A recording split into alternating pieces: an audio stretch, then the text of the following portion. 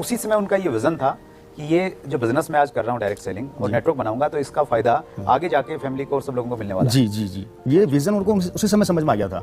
और मेरे को उन्होंने बताया था कि बेटा ये एक ऐसा व्यापार है कि जहाँ पर एक बार अगर आपने नेटवर्क पे काम कर लिया तो मुझे ऐसा लगता है कि इस नेटवर्क में काम लोग कुछ और करेंगे और इनकम आपको आएगी। और ये सबसे बड़ा स्टैब्लिश है इस बिजनेस के कि आपका परिवार, आपकी फैमिली इस बिजनेस में सिक्योर हो जाती है।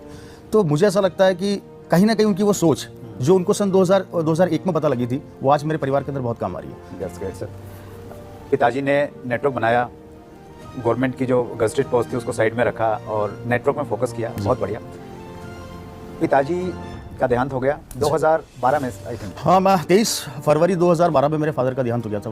वो बहुत एक इमोशनल मोमेंट रहा होगा आपकी लाइफ का।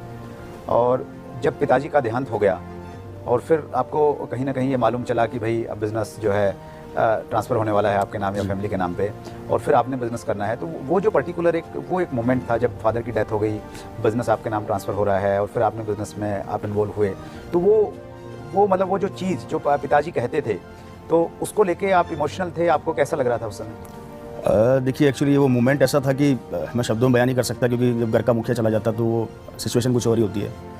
लेकिन हाँ, कहीं ना कहीं जब बिज़नेस मेरी फैमिली में वो मुझे देकर गए और जो उनका वो सपना जो सोचा करते थे कि अगर मैं इस दुनिया में ना रहूँगा तो बेटा ये बिज़नेस तुझे बहुत कुछ देगा, वो लाइनें जब उनके जाने के बाद कहीं ना कहीं जब मुझे इनकम आया इस बिज़नेस से, जब मेरे फादर के जाने के बाद जो मुझे इस बिज़नेस से जो इनकम आई, उस इनकम को देख के मेरे आंखों में आंसू आ गए थे कि उनकी वो बातें मेरे दिमाग में, मेरे परिवार में गूंजने लगे कि कितनी एक अच्छा सिस्टम मतलब मेरी फैमिली को देकर गए।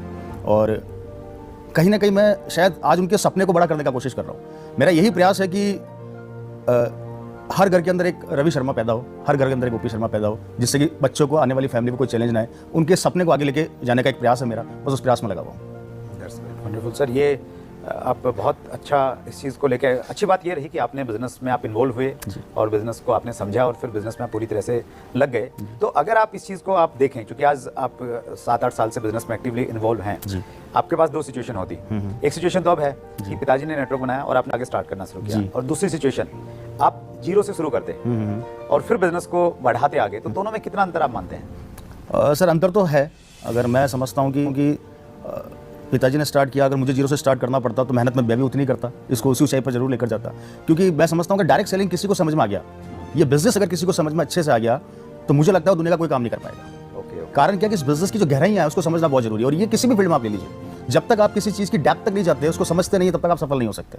और एक बार अगर आपने इस डायरेक्ट सेलिंग की डेप्थ को समझ लिया, जैसे कि मेरे परिवार ने समझा, मेरे फादर ने समझा, तो मुझे लगता है कि शायद आप कभी रुकेंगे नहीं। और अगर मैं जीरो से स्टार्ट करना पड़ता तो मैं डेफिनेटली करता, 100% करता, लेकिन करता डायरेक्ट सेलिंग करते। लेकिन उसमें यह है कि जो पिताजी की 12-13 साल की जो मेहनत है, तो एक प्रकार से 12-13 साल पीछे रहते आप, अब आप 12-13 साल आगे हैं। जो 12-13 साल में आपको बनाने से मिलता, तो वहीं से आपने स्टार्ट किया। बिल्कुल, ये इस बिजनेस की स्ट्रेंथ है। ये इस बिजनेस की स्ट्रेंथ है कि एक बार अगर आपने इसमें मेहनत कर ली, इंपॉर्टेंट ये नहीं कि आप कब चालू कर रहे हैं, जब जागो तभी सवेरा, आप जब भी स्टार्ट करें इस बिजनेस को। लेकिन अगर एक बार आपने इस बिजनेस को चालू कर लिया तो आपकी फैमिली, आपकी आने वाली जनरेशन को वो चैलेंज फेस नहीं करने पड़ेंगे। तो कहीं ना कहीं 12-13 साल ये मेरे लिए प्लस ही है कि आज। तो जब पिताजी नहीं रहे उस समय आप क्या कर रहे थे? पढ़ाई कंप्लीट हो गई थी, क्या कर रहे थे? जी, मैं एक्चुअली मेरा एजुकेशन कंप्लीट हो गया था। उसके बाद फिर मैंने डायमंड का बिजनेस स्टार्ट किया। बीच में मैंने मॉडलिंग्स करी, काफ़ी रैम शोज़ किए मैंने, काफ़ी अच्छे ब्रांड्स के लिए काम किया। एंड मिस्टर नॉर्थ इंडिया मैंने फाइट किया।